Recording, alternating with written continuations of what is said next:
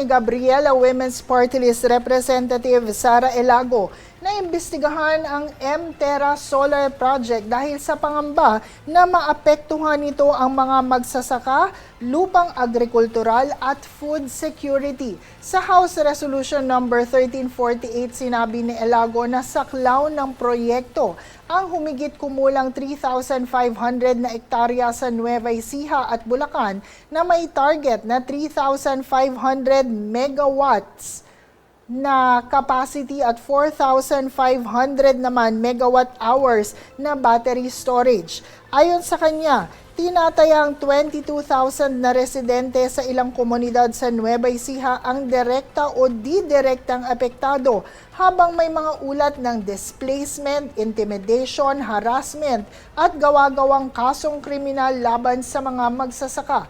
Iginiit ni Elago na hindi tutol ang kanilang grupo sa renewable energy, ngunit hindi nila dapat maisakripisyo ang produktibong sakahan, kabuhayan ng mga magsasaka at supply ng pagkain.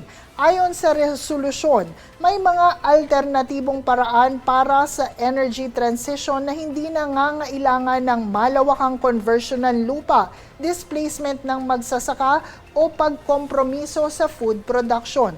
Iginiit pa ni Elago na kailangang suriin kung sino ang makikinabang at sino ang maaaring magsakripisyo sa malalaking proyektong enerhiya. Hiniling niya sa Kongreso na agarang imbestigahan ang M-Terra Solar Project bilang bahagi ng lehislatibong pagsusuri.